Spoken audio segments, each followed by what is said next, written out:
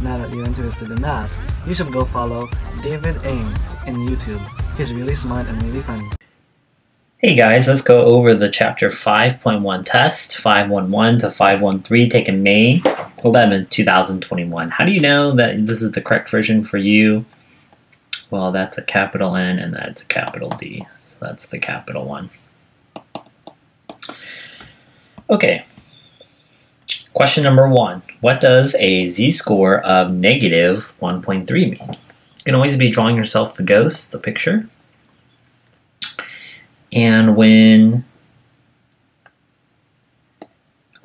here, whatever your mean number is, let's make up a number like the mean height of, I don't know, 6-year-olds is 40 inches. Well, here, down here, you have a z-score of a 0. So a negative number refers to down here, negative z-scores. Then over here in red, that's red, this would represent positive scores. Okay, so let's take a look at these. A says a z-score of negative 1.3 means that the data value is 1.3 standard deviations below. So we do want the blue ones because it's a negative, so below, that is a good thing. Above, which would be the red one, which is the wrong one, it's not going to be those two. Okay, what's the difference between A and B? Well, notice that a z-score of negative 1.3 means it would be negative 1.3 standard deviations below. So the correct answer for number 1 is A. A z-score is a standardized deviation. A standardized deviation to kind of make apples and oranges the same. All right, here's question number 2. Based on the following grouped frequency table, or for us, we're saying that this represents a frequency table of income, or how much money you make, which is the variable X, of 30 employees at a local business and measured in thousands.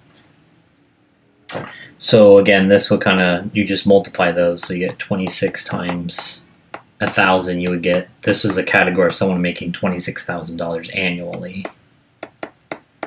And this would represent $28,000. Okay, the relative cumulative frequency of 28 is less than X less than or equal to 30 class is, so right now we have a frequency and we need to make a relative frequency.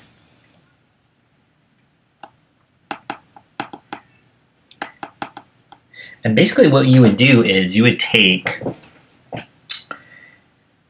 the total, which we already know is 30. You can do 2 plus 11 plus 8 plus 5 plus 4, and you will get 30.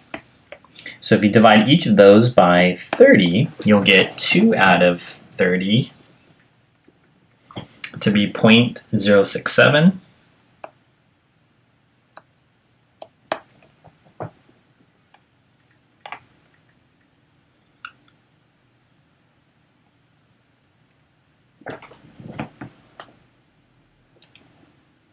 Alright, so with 0.067, which one is closest? It's either going to be C or E. Well, it's not 70%, so that would be wrong. Your correct answer would be C. Now, a couple of things that you'll see on yours. This one we said was supposed to be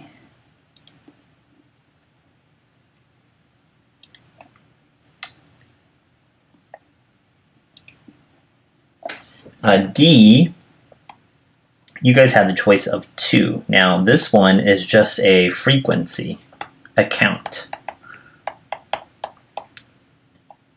And this one is talking about a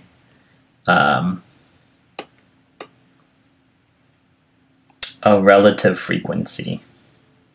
And that's which one we wanted. All right, question number 13. What are the mean and standard deviation of the normal distribution in this graph? Remember, the mean is a measure of center. Mean, median, and mode are measures of center, so that would be this number, 140. This one, yes, yes, no, no. And then standard deviation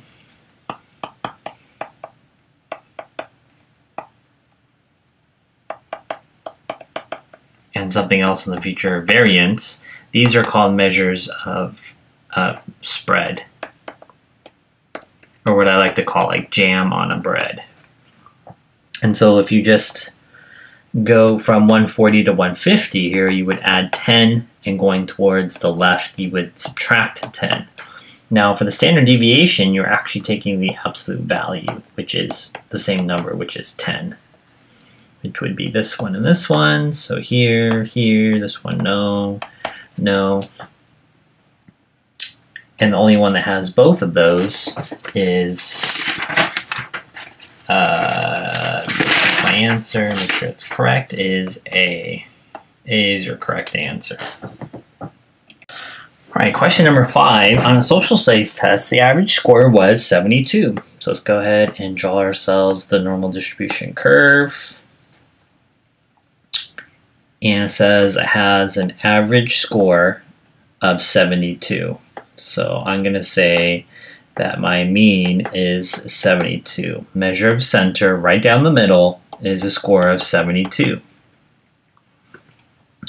And then it says the standard deviation is 3. So in this direction, you're adding plus 3. So that would give you 75, 78, 81. And if you subtract 3, this would give you 69, 66, and 63. Okay. About 2.5% of the students score below what test score? So they want to know what test score. They want to know a number on the x-axis there. Well, this 2.5%, you're going to have to do a little bit of work to kind of get this. Remember, 68, 95, that's a 5. And 99.7, this is called the empirical rule. And basically what that is that within 1 standard deviation, 2 standard deviations, 3 standard deviations has our data. So on this problem, I'm going to be using this one. Within 2 standard deviations, you should use a different color. Within 2 standard deviations, so 1, 2, going to the left from the center of the blue line, 1, 2. Okay, all of this represents 95% of the data. Okay, so let's use red. We haven't used red. That means the 2 reds are going to equal. So I've been doing this. Red plus 95 plus red equals 100%. Because remember, the area under the curve is 100%. So we can just use our algebra. I have 2 reds plus 95% equals 100%.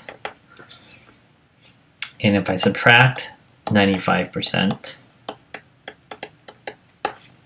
you will get 2 reds equal 5%, right? 100 minus 95 is 5, and then divide by 2. Then you will get each red tail to equal 2.5%. Okay, so this represents 2.5%, and this represents 2.5%. Okay, so let's go back to our question now. it says about 2.5% of students scored below what test score? So I'm going to go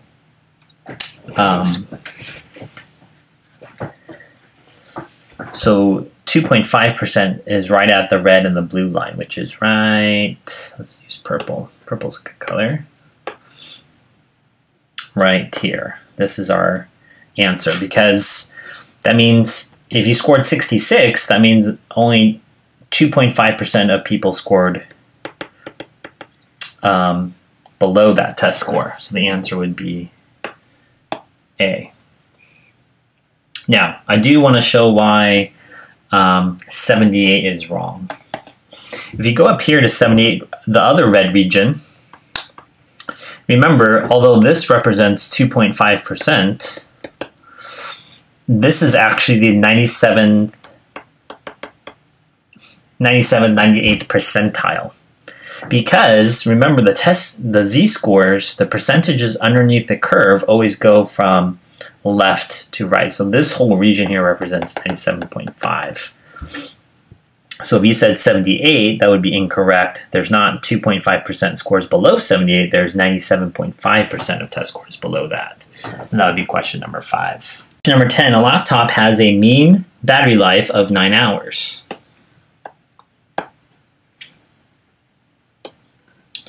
And a mean is a measure of center, so that would be right down the middle.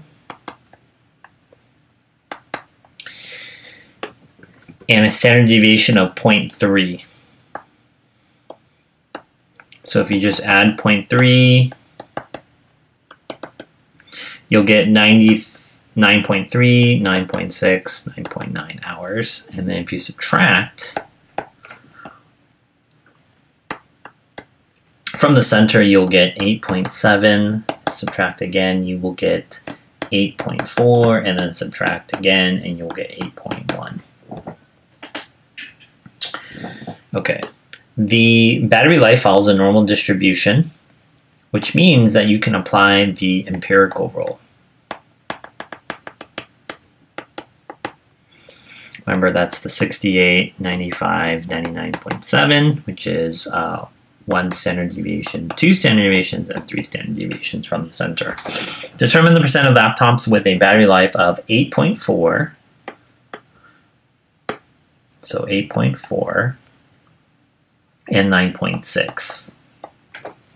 Now I don't have it on here, so let me go ahead and mark this. This represents 1 standard deviation. And then if you go from the center to this point, that represents, we would say, 2 standard deviations. And then this would be 3 standard deviations. So 1, 2, and 3. Well, if you look at our yellow lines here, they represent at 2 standard deviations. Can you see that? And so I would use the 95% rule, which basically says that everything in the middle, between these 2 yellow lines, represents 95% of the data. And so number 10, your answer is going to be C.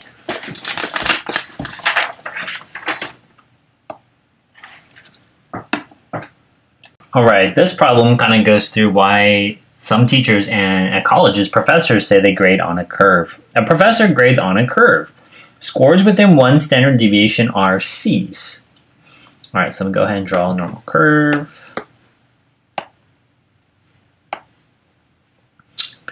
And there's the center, and this is within 1 standard deviation, right? And so this yellow region, that represents a C. Scores greater than, sorry, I was going to say that I colored this part here in yellow. Scores greater than 1 standard deviation above the mean scores greater than 1 standard deviation above the mean and less than 2 standard deviations above the mean are B's. So scores that are 1 standard deviation above the mean. So from here, this green point, and less than 2. So starting from here to this side, this is what they're talking about. This green region here represents B's.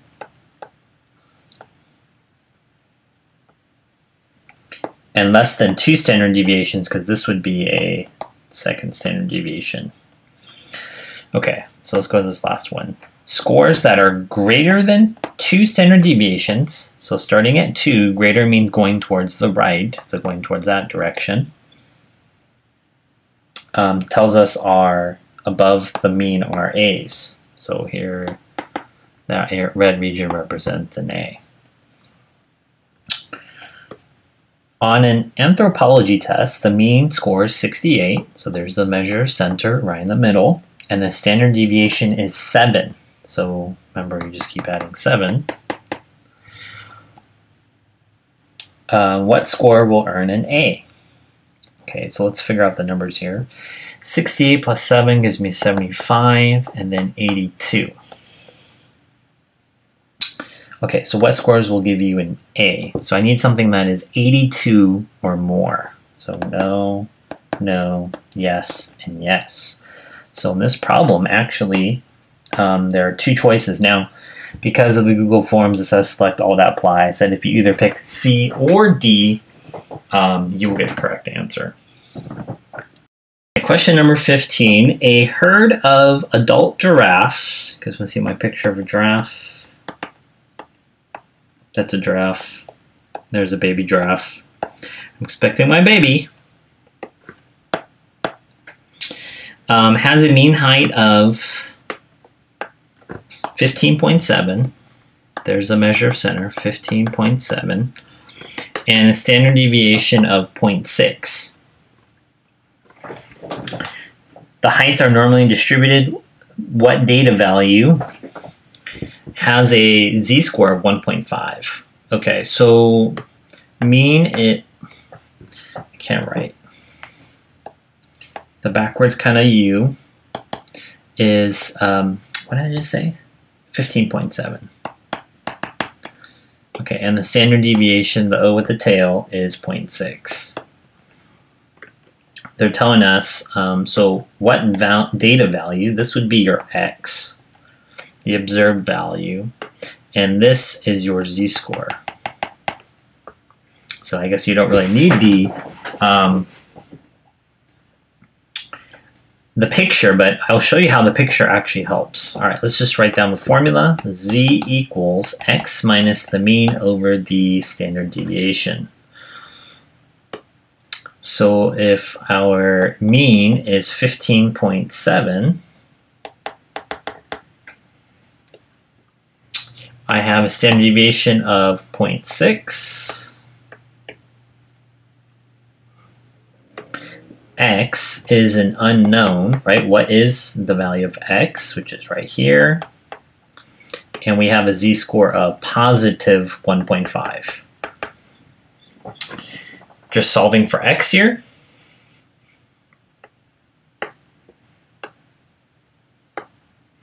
I'm going to put this over 1 to make it a fraction, and then you could do something called cross-multiplying. So 1 times X minus 15.7 equals, let's try this color, 1.5 times 0.6. Remember, when you are having something 1 times anything, an identity, you don't basically need it anymore. So all you're left with is just X minus 15.7 equals 1.5 times 0.6. I'm going to get something called the calculator-ready equation. Basically, it means I'm doing all my algebraic work before. And 15.7 here. Then you're left with X equals, and there's my calculator-ready equation, and the calculator will kind of do the PEMDAS for you. So 1.5 times 0.6.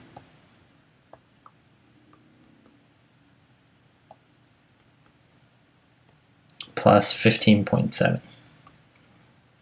And then 16.6 is your answer.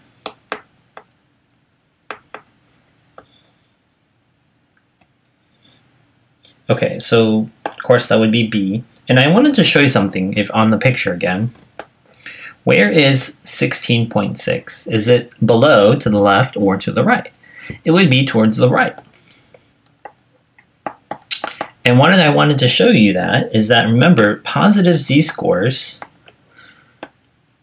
are going this direction.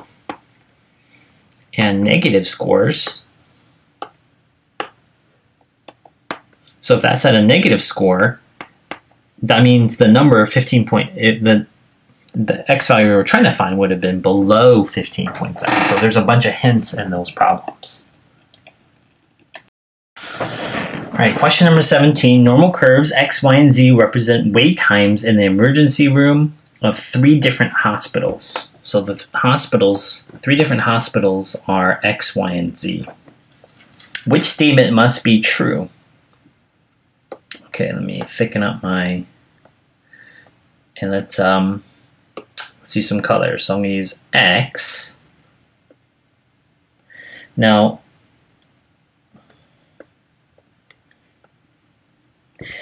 if you, I don't know, you know uncommon how you know, on birthdays, someone's saying happy birthday and they're right in front of a cake with the candles, and then you see the really funny videos where someone takes their head and smashes it into the cake. Do you know what I'm talking about? Okay, so if someone smashes the cake really badly and the cake is like really close to the table, that means the rest of the cake is very spread out, right? But then, like, say in Y, in this green one, let's just say they're very strong, right? You're trying to push their head down. They're not going to really go too far.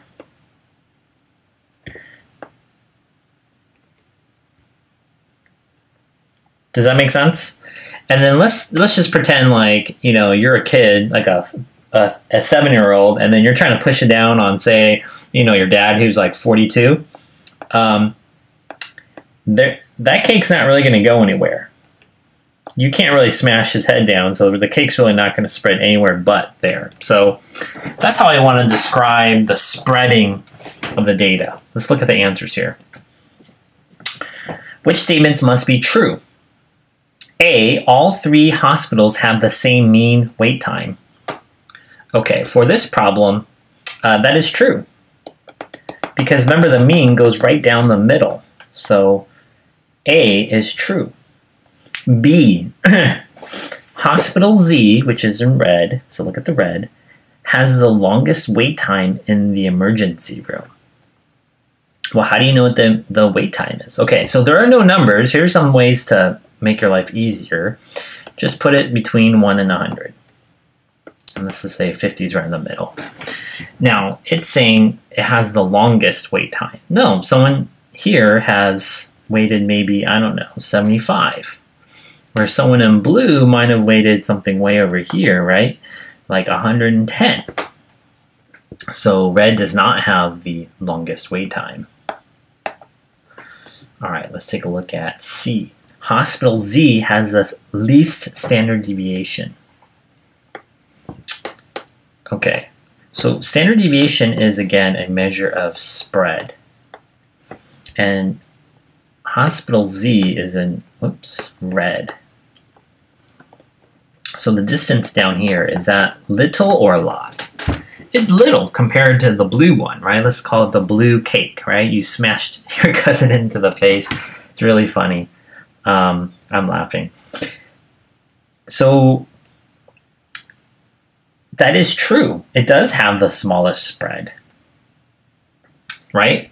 Remember, red was kind of represented like your dad. He's really strong. You can't really smash his face in there, so the cake's not going to spread everywhere. So that would be a small spread, and that would be correct. Let's take a look at D just to make sure we understand all of them. D, the range of wait times in the emergency rooms of all 3 hospitals is 8 minutes. Okay, the range represents the distance. It represents the distance. Let's get a different color in here, sorry. Orange. The range represents the distance of a minimum to a maximum. And you'll notice they're all different, right? From this orange to this orange, and say the blue one's way out here to way out there, okay? So they're not the same. So our correct answers for number 17 is going to be A and C. The scores on a standardized mathematics test are normally distributed. So let me go ahead and draw that curve. Here's the ghost. Okay, then it tells us with a mean of 500, so right down the middle is 500, and a standard deviation of 120. So you'll just add 120 and then subtract 120 in that direction, okay? All right, which of the situations has a probability of 0.025 of occurring for a randomly selected test score? Okay, so they want to know what 2.5, remember this, if you move the decimal or multiply by one, or multiply this number by 100, you're going to get 2.5% parts out of 100. So let's go ahead and just mark up our picture here. This might help you. Okay, so this would be 620, 740, and 860. We subtract, you're going to get 380. Do it again, and you're going to get 260, and subtract 120 again. You will get 140. Another way of thinking of this is 3 standard deviations away, right? Standard deviation is 120, so that would be negative 360. So if I just subtract here, you get the 140. Does that make sense? Okay.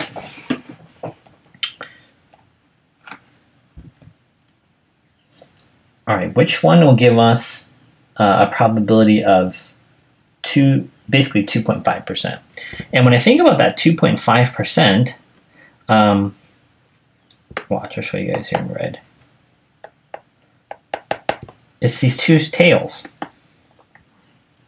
How do I know that? Well, again, that's the empirical rule. 68%, 95, 99.7. And again, that's 1 standard deviation, 2 standard deviations, and 3 standard deviations. If you look at, oh, I made a mistake. Can you count my mistake? That 2.5% is this one. And so I should have been at 2 standard deviations. The red line should be right there, right there. You see the mistake? So it's just all this red region. Remember, if you need to write yours, 1, 2, 3 standard deviations, 1, 2, 3 standard deviations. Okay, so basically, that's my picture. And so really what I want is that this red regions, again, represent 2.5%, and this is 2.5%, and in the middle, this will be the 95%. Let's use yellow. So yellow represents 95%. So 2.5, 95, and 2.5 equal 100%, and then the two tails, the 2.5 plus 2.5, that's really 5%, right? So 95 plus 5. Okay, so for one of those choices, I want scores that are less than 260, and I see that in B. Scores less than 260, that represents the red region. And if I go over here, the red region starts at 740 and more, so this would be greater than, if you're going towards the right, and to the left it's less than. So more than 740 would be D. 16 would be both B and D. Again, if you pick, I only am allowing you to pick one choice, and if you get B or D, you're correct. Question number 20, a data set has a mean value of 4, color code this for you. A mean value of 4. And I need to change that. There's a typo. And a standard deviation of 0.2.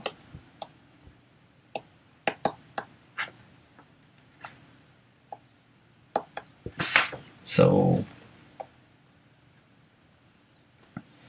plus 0.2, plus 0.2, and plus 0.2. And you can subtract 0.2, subtract 0.2, and subtract 0.2 to get to that third one. So those scores would be 4.2, 4.4, 4.6, 3.8, 3.6 to 3.4. And to make this super obvious, okay, so this would give you basically a z-score of, or standard deviation of 0. And this would be a standard deviation, 1 standard deviation, 2 standard deviations, 3 standard deviations, and going left there, negative. Okay? Which z-score represents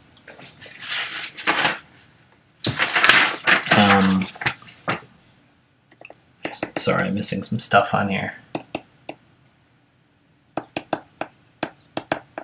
Which z-score does not represent a value within 2 standard deviations of the mean? Okay, so 2 standard deviations of the mean would give us right here. Why? Because that 2 represents that 2. So they want to basically know, sorry, I'm incorrect on here.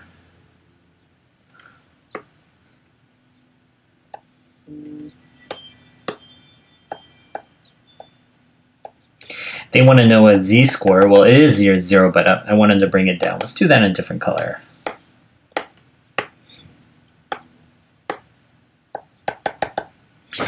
Okay, so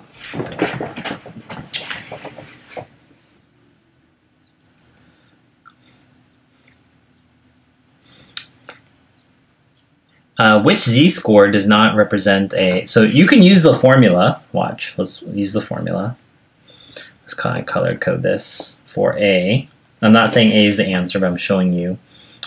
Z equals x minus the mean over the standard deviation. The data point that we're trying to solve for is x. So the z is negative 1.5, x minus the mean value, which is 4 over 0.2. And remember, you just cross multiply.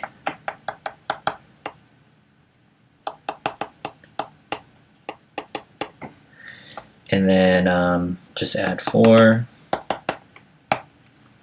So for that choice, if you have it, that would give us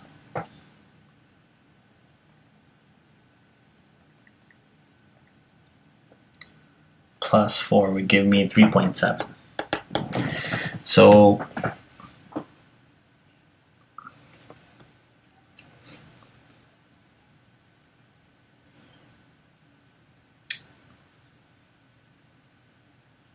.7 would be right here. And this is within. And think about that. A z-score is negative 1.5. Does that make sense? And I'm trying to show you that it's in the red region, but we're trying to find one that's not in the red region. Let's try a different one, negative 0.3. So I'm showing you both formula and algebraically and using the picture. So negative 0.3 equals, we're trying to solve for x again, 4 over 0.2, cross multiply, x minus 4 equals negative 0.3 times 0.2, and of course you'll be adding 4, so then if you put that into your calculator, negative times 0.2 and then plus 4 gives me 3.94. Again, this should make sense because a z-score of negative 0.3 is at 3.94, which is like right here. So 3.94 has a z-score of negative 0.3. It's negative, so that's also in the red region. But I'm not looking for ones in the red region. I'm looking for the outside. What do you think the next one's going to be? 1.8. So a z-score of 1.8, 4 over 0.2, you'll get x over 1, and then cross multiply x minus 4, 1.8 times 0.2. Going faster because you already know how to, hopefully I've shown you how to do that. So PEMDAS 1.8, multiply, then add. This gives me 4.36.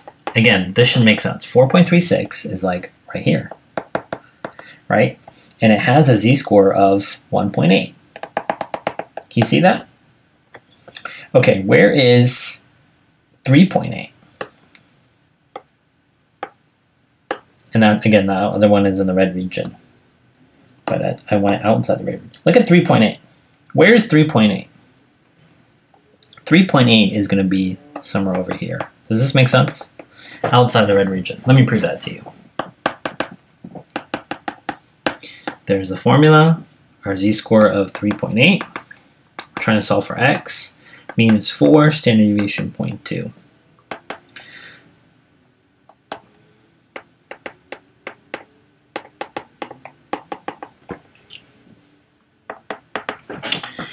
So I have 3.8 times 0.2 plus 4, it gives me 4.76. And 4.76 is like way over here, and that's outside the red region. So our correct answer for number 2 is D. D is a z-score that does not represent a data value within 2 standard deviations. See you guys. Now that you're interested in math, you should go follow David Ng in YouTube. He's really smart and really funny.